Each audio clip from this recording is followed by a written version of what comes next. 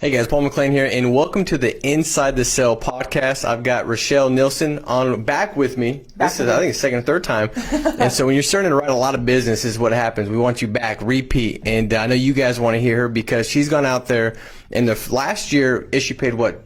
A little under $260,000. So $260,000, but right out of the gate, start of 2021, you've issue paid what so far? $30,000, and then I just submitted another. It'll be $62,000 tomorrow. Will be my submit. Okay, so $62,000, guys, for the week, right? For the week, 6 days. For 6 days. Okay, so let's not even give you the whole week. It's 6 days, 90% of the week. But so the first, really month and a half of starting the year, you're going to be over $100,000 in issue paid business. Mm-hmm. And so I know the goal that you have, as we spoke at the end of the year, you said, hey, I want to hit Hall of Fame. And I want to hit it before the end of the year. I want to hit it halfway through the year. Mm-hmm. And so for a lot of you, I think, as you've stepped into the new year, you're now at this point where you can stop and reflect and say, hey, am I pacing what my intention was? Am I on track to what my goal was? I stated I want to issue pay, maybe it's $40K a month, $30K a month. Have you gone out there and execute? Are you starting to see that now that we've kind of moved through the beginning of the year? And if you haven't, this is a perfect time to stop and say, hey, what do I need to tweak, adjust? What have I not yet changed that I know I need to change to see some change in this year? And I think it's important to do because a lot of times we'll end up at the end of the year and we then sit back and identify, man, if I would have just done this, if I would have tweaked this, if I would have stopped doing this, then I would have been able to hit it. Well, it's too late. Yep. It's like, I like half times in football games. You know why? Because you can stop and adjust. You can look at the first half and say, what do we need to tweak, adjust? What did we do right? What did we not do right? And you go into the last half and you can execute with a different thought process. You can execute with a better understanding from what you've learned through some setbacks, struggles, failures in the first half. And so the goal is, let's not have that happen at the end of the year. Let's have it happen now. And so what I want to do, Rochelle, is talk about some of the things that have changed that, 2021 is starting to look a lot different than the beginning of 2020. So in your mind, if you want to, let's just start with this, because I think, guys, this, practically, we're going to get into some sales tips, like mechanically, what do you do? What have you tweaked, adjusted? I want to hear your in-home. You've gotten a lot better at annuity, so we're going to kind of talk about some of the questions you've asked, how that's developed, and we're going to get into some of that. But a big thing as well is a mindset. It's you doing things differently than you did last year. Mm-hmm. You've done that, or else your results wouldn't look different. Talk about that. What was a mindset shift that you made kind of going into 2021 that's led to some of these results that you're starting to see here? Well, and it really boiled down to I didn't have my kids, and I was like, you really need to focus on what you need to do. And every year, and we've discussed this actually in a previous podcast, I have a discussion with my kids where the first year it was, this is what we need to accomplish. We accomplished it. Second year, it's about transitioning and learning. In the third year, it's like, prove it. You want to change, prove it. Get up off and prove it. So I couldn't do that and not put some motion in behind me. So I spent, oh my goodness, I was up, and I just started with one video. I just YouTube Family First Life podcasts and trainings, like podcast trainings. And then I had different windows open, and I literally went back from 3, 4, 5 years ago, and I just hit play. And I listened to it, and I think I started at 2 in the afternoon. I didn't stop until 4 in the morning. And I was even texting you at 4 in the morning. Hey, I'm going to be integrating this. Hey, I'm going to be integrating that. Happy New Year. Hey, I'm integrating this. Because it was on New Year's Eve. Because I'm not in the position where I want to go drinking and social. I want to work on my business. I'm in a season of solitude. And I told you about this yesterday. I'm focused on my business. I want to focus on my kids. I want to focus on what's important to me. Everything else is just something to weigh you down, and you don't realize it. I didn't realize I was making $30,000 a month. I wasn't making that in 4 years prior to Family First Life. I wasn't making that in 4 years combined. Now I'm making it in a month. So I wouldn't say I got ungrateful, I got complacent. So what needs to change? My verbiage, because I was seeing a downfall. Writing policies, helping people, it's pretty easy. The hardest part about our job, especially nowadays during COVID, and I say this to everybody, the hardest job is finding a bathroom while you're on the road. That's it.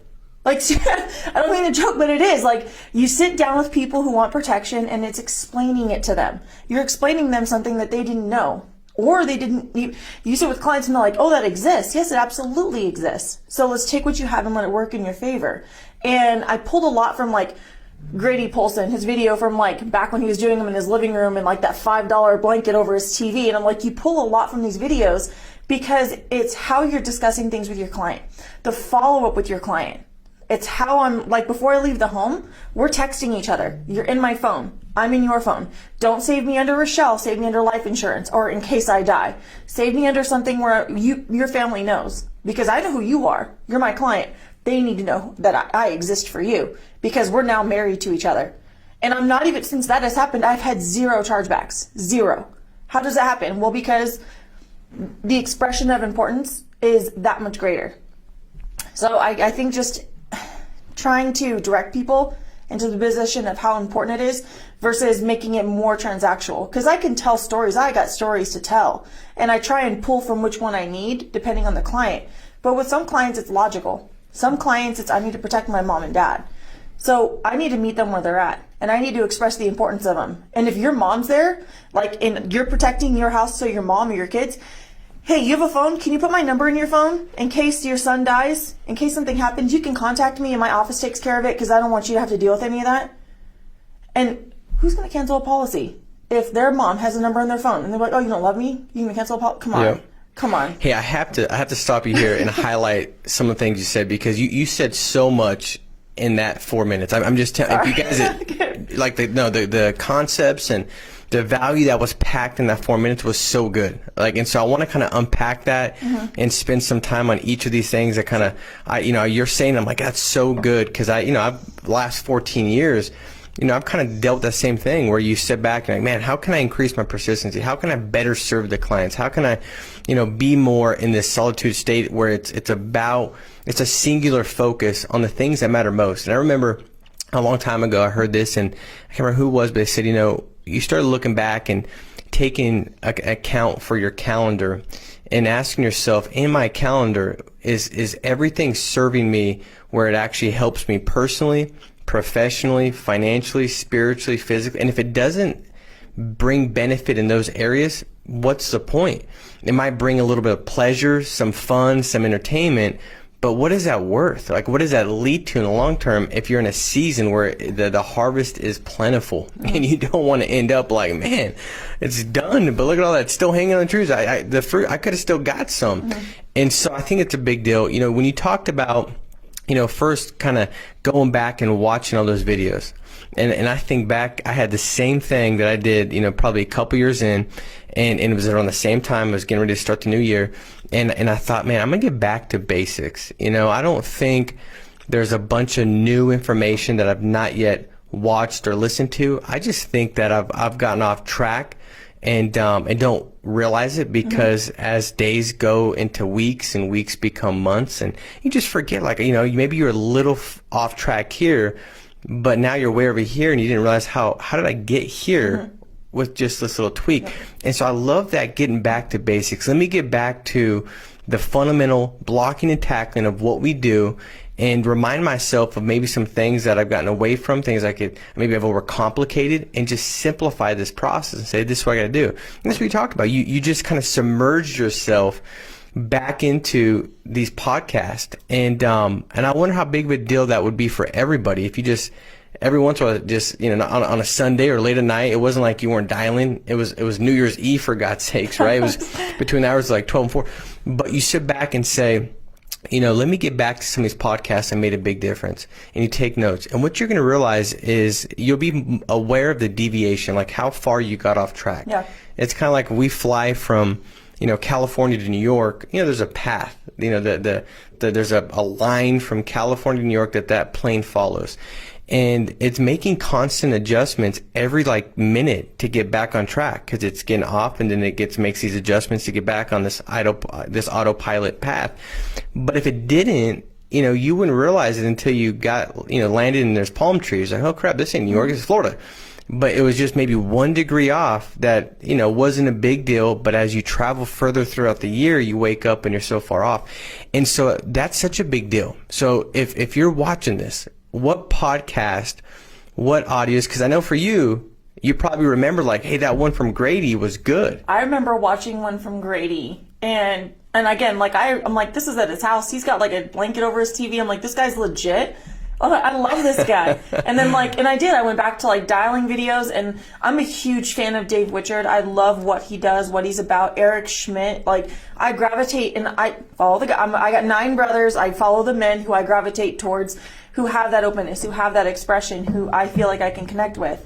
So when I look at Grady, I'm like, I had to play back, because I remember watching his videos long before I joined Family First Life, thinking this guy's got it. And then I watched some Dave Witchard videos, and it's this guy's got it, but he does it a little bit different.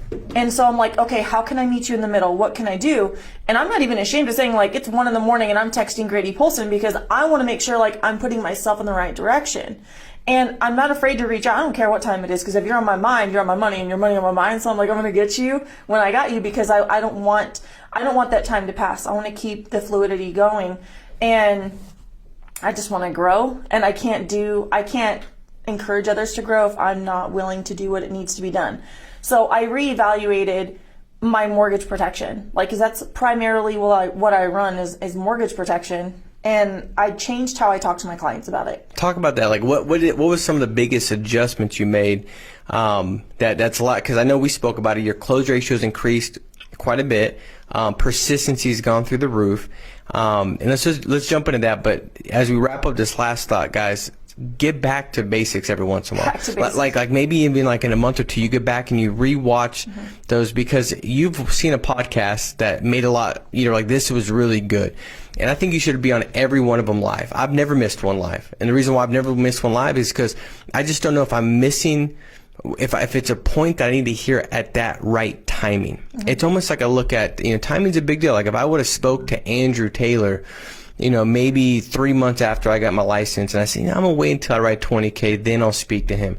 What if when I spoke to him 3 months later, he wasn't open? Maybe he's he got really excited about, biology, and he was going to be, or maybe he was going to be, veterinarian. I don't know what Andrew was going to be, but some trick. And he's like, I'm going to go down this lane. And then he wasn't open-minded. How big of a deal would that have made to him? Because look at where he's at. And how big of a deal would that have made to me and my business as we grew, and he was an anchor to that business.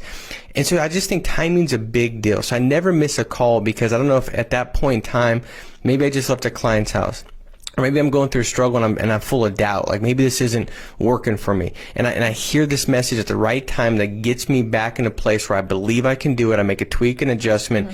So you never miss a call. But I do believe that when I'm listening to calls, some calls impact me more than others.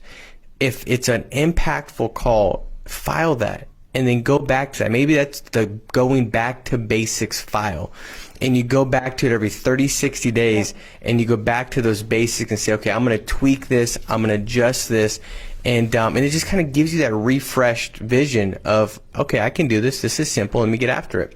And so I love that. But let's get into the mortgage protection. What are some of the adjustments and tweaks you made in the home that have helped? It's actually one of my clients. She goes, is this mandatory? I'm like, actually, it's not, but it should be. And then I really do, I go over with my, and when I set the appointment, it really is just explaining, this is to get you qualified. My job is just to sit with you and make sure we can take care of your family. That's it. We answer any questions. We do that all during the interview. My job is really just to make sure we can put you in a good position. So when I get there, I always have I'm not wearing it just because, I have my name badge on. And on my badge, everybody in my agency has one of these. It has a barcode on it. And you can either connect that to Family First Life, or you can connect it to your state licensing. And it shows all of it. It shows that I'm an active agent. It shows that I'm state licensed. So I make sure I keep that on me. Wait, go back. So you have a barcode, and what does that do? QR code. So mine actually links to the California Insurance Licensing Board. It just shows like my insurance license itself. So they can put their camera on Yes. that, and it'll take them right to that. It's happened multiple times, and especially with the older community, I've noticed that they're a lot more ease me saying, here, I want you to take this, and I'll take it off, and I'll slide it across the table, or I'll hold it on my neck, because I don't like people in my space. It's kind of weird. But I'll be like, hey, so just if you want, just go ahead and put your camera up to this, and it'll just pop up my state license. It'll show you through the insurance board that I am who I say I am. My job just to take care of you. That's great. And it's like, the guard's down. I'm not selling you anything.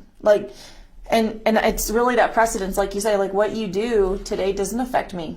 I have 3 kids and none of them go hungry.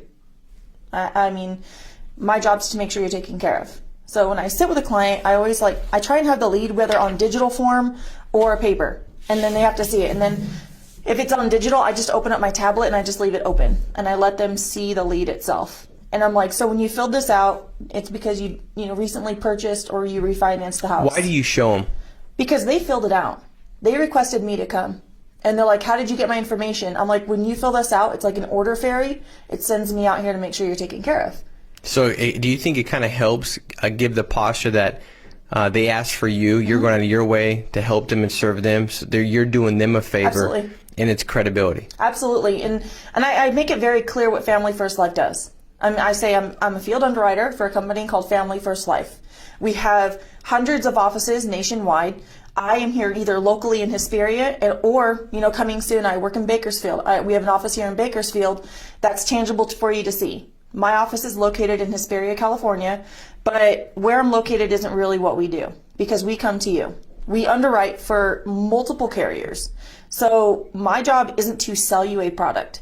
My job is to do a brief interview with you and find something that matches your budget, most importantly that you qualify for. Does that make sense? I say yes. And the biggest thing is making sure, one, that you can afford it monthly, because I don't want you and your wife to lay your head down on your pillow tonight and then you're like, it's a couple dollars more. We just need to set you up with something you can qualify for, and then we can always increase coverage. The hardest thing on your part is getting you qualified, and that's my job, because fortunately enough for me, with everything going on, we've gotten pretty accustomed to basic medications or what's going on in your personal life to make sure you can get qualified. Does that make sense? And then, yeah. So when you filled this out, was it due to a refinance or a new purchase? And then I go back to the lead. And then I'm like, new purchase. Great. So Stephen Yee actually showed me this when I bumped into him in a home. Mm-hmm. So it's Is that a financial inventory? Financial inventory book. So this is a godsend. I don't have any. Where do you get something like that? I had them made. Like Staples or something Staples. like that? They're like $5 a piece. It's so cheap. Mine's like 300 pages. This is just one I had extra. But this helps. So 300 individual financial inventories that you could just fill out. Yeah. Boom. And by the way, it looks good. Yeah. Which it sets a good precedent. Like, I'm professional. It looks good. It's not like how I used to do it, where I'd find a old, pad. yeah, or just a coloring page, and my daughter just only colored like half a drawing and gave it to me. I was like, we can use the other half. But that there as well, when you look at it, so you see all the carriers that are there. That also takes away the whole shopping around objection. Mm-hmm. Because when they see that in their mind, I'm a big believer that you set the stage so you can overcome objections before they ever become an objection. And when somebody sees that, they're thinking like, she uses all of them. Like, heck, I don't need to do the work. It looks like she can go and do the work for me, finding the best plan and product that's going to best serve my family. And so that alone, that visual, I think is a big deal. Yeah. And then and I'll have, this is closed. My tablet's not even open until we discuss that we're going to be doing the application. And I'm not like, if we do the application, I'm like, when we do the application. Because. And you know what? Big thing too, I noticed, if you guys didn't catch it, Rochelle's vocabulary is like we. Like, it's me and you and then the carrier. Like, I'm on your side. We're on the same side of the table. My shoes are off. I put your shoes on. You're wearing my shoes. We're together. Mm-hmm. It's a we. And we got the carrier over here, which we're just hoping we can get you qualified. And, because we'll find the right plan. That's me. That's what we're going to do together. Yep. We're going to find it affordable. We're going to make sure it's going to be a good fit. We're going to make sure it's not $1 too much. This is what we're going to do. Mm-hmm. And then we're going to see if the carrier will get you qualified for this protection that we both know you need. And so I think that's a big deal too. It's not like you. It's like, this is we. We're doing this together. Yep. I'm in this with you. And I think that's a big deal. Yeah, and another thing I've transitioned in doing is like when I show this to clients, and I always focus on the lead more than anything else. I'm like, this is something that sends me out here, and I love these because what happened in 2009 is a lot of people weren't able to protect their mortgage when they were disabled, critically ill. So things happen. We understand COVID. We understand the markets go up and down. We understand that. And the cool thing about it is lenders can't do this themselves. One, I feel it's a conflict of interest. It's putting too many hands in your pot. Two, it's a secondary license, which means I'm licensed by the state of California, which allows me to go through and get you qualified for mortgage protection. I personally gravitate towards the top 5 carriers that we offer. Number 1 would always be Americo. I trust them with my home. My ex-husband, my whole family has an Americo policy. Why? Because they've really set the standard. So my goal is always to qualify you for Americo. And if not, all of our carriers are comparable, but we always try and go for number 1, right? Yeah. So this is subsidiary to your mortgage protection, or to your homeowner's protection. So your homeowner's protection protects your bricks, your mortars, your stucco, in case somebody slips and falls. That protects the tangible portion of your home. What this does is it protects you. Not really you, but your ability to make sure that the home that you worked for, the money you saved, the work that the lender put in, the work that you put in, all the waiting you did, that doesn't go to waste. Because your windows can be broken and your house still stays, but if you die, the bank doesn't care. Now, what happens in 180 days if the mortgage isn't paid? They don't care. They will take the house from your family. They don't care. I'm going to say it again. They don't care about you.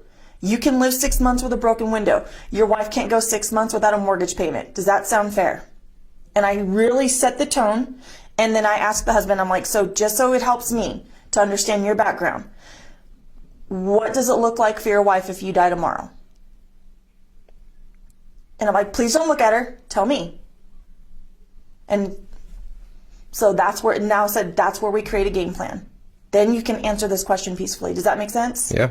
So I try and logically and financially tie in this, and then it's theirs. I don't touch the lead again until I put it in their pamphlet when I leave. I don't. It's theirs. So then we go over the financial inventory, and it's the basic questions. How much do you pay anything additional? So if they say, I had a client say they pay $500 additional in their mortgage payment. I'm like, okay, that's wonderful. I know that we have at least $250 a month to play with towards mortgage protection. Because if they're setting money aside to bring down the principal, why not put some money aside to pay it off? Mm-hmm. So in that case, so you're finding premium. I am. Yeah, and that's what the financial inventory I think does. It's intended to find premium, paint a picture, and let them live in the picture. And then once they feel the emotion and they see the logic behind it, you now know exactly what options to probably package and show them, because you know what premium you found throughout the financial inventory. I want to make a couple points real quick. You first of all let them know that you're on their side. You're there to help them. So the whole beginning of the in-home is really building credibility. You know, you're showing them your ID. They're able to see that. You know, you're really dealing with the first little bit of doubt that they could have, which is, can I trust this person? Are they going to run off with my bank account? You know, can I tell them? Can I get vulnerable with them? I mean, that's their first thing of doubt, is like, I don't know who this is, a stranger. So right off the bat, you're addressing that, because the thing is this: I'm a big believer, like, if there's a pink elephant in the room, remove it. Well, sometimes that pink elephant's not visible. It's not like when I went to the client's house and they had dog crap all over and I had to call it out. Like, that's dog crap. You got it everywhere. And then I had to make them feel good and saying, well, you know, good news is I got crap in my house. I don't have a dog. And they're like looking at me funny. Well, I've got a 2-year-old and she doesn't wear a diaper, and it's not, this is a lot better. This is better. And then make them feel good. That's a pink elephant. There's also a pink elephant before that you can't see, but it's in their mind. And that's what every client deals with. Most clients are like, can I trust this person? It's a stranger. I don't know Rochelle or whoever. And so you address that, you set the stage and let them know that I'm here to help you. I know it's important. I'm here to be your person that can do that for you. We're in this together. And then you go from that to, this is serious. And you set a tone where they can really quickly start to feel that this is a big deal. You know, the questions you ask, the tone you set, the way you say it, this is serious. Like, let's not we're in this together, but let's get a clear interpretation of really how big this is, so we don't miss and make the wrong choice and not get this, because this is a big deal. And so I think that's a bit, that's massive. Credibility, I'm in this with you, and then you go right into, this is a big deal. This is the way it works in mortgage protection, and this is how they're going to look at it, and your wife can go 6 months. And then you go into the financial inventory that really kind of validate that and gives them now their picture of how that's true to them. Yeah. Because now it's true to them, because you can say, you make this amount, and Mary, you make this amount, Bob, you pass, and you can do all that. Now, just to kind of go through the end of it, because I know you go through financial inventory, paint the picture, give them some options, and then they pick a plan that's going to be best fitted for them, right? Yeah. I started integrating, I've watched so many podcasts, I don't know who said it, but whoever said it's a genius. I say, when we look at the mortgage protection with a cashback option, if we can get you qualified for that, never look at what you're spending a month. Look at what you're saving. And a lot of men work with their hands, and I'm like, I was once married, and I know guys tend to stop at the liquor store. It costs you about $20 a week in sunflower seeds or monster, energy beverages, whatever you get. Now imagine if you took $20 and you put that aside, and it goes into a proverbial savings account. And if something happens to you, your house is paid off. If nothing happens to you, you get your money back. Tax-free. Blow it up your nose, throw it out the window, pay down your house. Whatever you choose to do with it, that's yours. But that's the way the carriers are saying, hey, we didn't have to write you a check for $150,000, $250,000. Here's your money back. And it's tax-free. So never look at what you're spending today as spending. Look at what you're saving today. How much are you setting aside for your family to ensure that your house isn't lost? And it really just, and I want to say it was Grady. Like, I know I'm abusing the word Grady, but I want to say it was him. It could have been Dave. It could have been a million other people, but they were like, save this. How much are you willing to save a week to ensure your wife doesn't lose their home? And no self-respecting man who likes not sleeping on the couch is going to say, I'm not saving any money. Come on now. How devaluing is that? Because you're putting yourself in a position for responsibility. So I never am like, this is how much you're going to spend. I'm like, how much are we saving you a month? How much time are you buying? We're either buying time or you're putting it aside. It's the right perspective to have too, though, because they really are saving the money. Instead of putting the money in the bank, on top of the mortgage or a bank account when you pass, there's nothing there for your family. Your wife's not going to be able to have enough to pay down the house. And now you've got both. Now you can sleep good at night knowing tomorrow that check's in your drawer. Your wife can go there and she's got a check for, $208,000, and she can pay the house off, and she can have that financial peace of mind. While she's going through the hardest time of her life, she doesn't have to worry about the security of losing the house that you guys are raising these, your kids in. But at the end of the day, let's hope you don't die. The money comes back. You can pay the house off early or step into retirement, a better financial blueprint. That just gives so much more value. So the way you're putting it is perfect. It's just a slide on words, but that word gives them a different perception. In their mind, now they're not, wow, this isn't $200 a month that is like my car payment or like my auto. No, this is going to come back. I'm going to see additional benefit. This is a win-win. And I love that. As we're wrapping up, what I want to do, Rochelle, is kind of talking about how you have built more of that trust when you leave the client's house as well. I know we kind of touched upon it in the beginning, but I believe that that's really important with persistency. And I think as we have so many agents out there writing 20, 30,000 a month, 40, 50,000 a month, you start looking at when you write 10,000 a month in production, $100,000 a year, and you say, well, I increase your persistency 10%. Well, I'm not going to downplay it. It's $10,000. If you start writing $400,000, it's like increase your placement persistency 10%. That's $40,000. And so you did a great job in the beginning getting the trust. And then you go through, and that allows you, I believe, for them to trust you with getting the application submitted and giving you the information. But I think a lot of agents miss it when they leave the client's house. There's another seed of doubt that pops up, and that doubt is, did I make the right decision? Did she get one over on me? Was that the right thing I should have done? Is there something better? And sometimes it's just a doubt that just is there. Did I make the right decision? They got this feeling of, God, I'm uncertain. I don't know if I did or didn't. And a lot of times, if there's not intentionality behind continuing to build that trust, and it doesn't have to be every week for the next 2 months, but intentional, a couple more touches to let them know that you can trust me. And I think highlighting the fact that they made a good decision and they should feel good about it. I think you missed the boat and persistency will suffer. What have you done that's helped with that? You kind of talked a little bit about like texting them right away. Specifically, what does that look like as we wrap up? Well, before I leave the table, everybody has my number in their phone. I don't leave their house until my number is saved in their phone. And then when I leave, everybody gets their packets, their informal packets, and they leave. I put 3 extra cards in there. And I'm like, these cards aren't for you. You have my number in your phone. My number's on your policy. These are for your loved ones. And a lot of times it's people that are outside the house. I'm like, can you do me a favor and just send them my business card? Or if somebody's living with you, give them my number. So that way, in case something happens, they're not going through your underwear drawer looking for your policy. I try and make light of it. Like I do. I treat my clients like they're my family. So it's a very open dialect. And I'm like, just give it to them, please, and let them know that I exist. And let them know that's my cell phone number. And we have a dedicated staff from corporate to any home office that wants to make sure they're taken care of, that they're not on hold, that we take care of it for them. Can you do that, please? Because it makes a big difference to them. So when I leave, like I try and do a follow-up, like, hey, no, and I do, like I'll send a client a text and be like, hey, good news is it's been 2 hours, no kickback that you've been denied, so you ain't gonna see me again tonight. So I'll give you a follow-up in about 2 days, 2 to 7, if I get some good news, because right now it's looking really good. I had instant approval. I knew what was gonna happen. But before I leave the home, I know. But I text them, hey, been a couple hours, Americo, John Hancock, nobody's kicked your application back. Nobody's kicked it back. This is a really good sign. So I'll text you in a couple days. Let me know if you need anything. 48 hours passes. My commissions go through, and I go through my commission statement, see who's actually paid out, and I'm like, great news, great news, great news, great news. And I'm doing that. I did it this morning at 5 a.m. Hey, great news. I saw your policy was active. Can't wait to see you guys again. Let me know if you need anything. I know everybody's running behind because of COVID with their policies being sent out. If you don't get it in 14 days, call me and I'm chewing somebody out because this, I got you. A couple days go by, policy come in yet? No, it's okay. Okay, let me know in a week.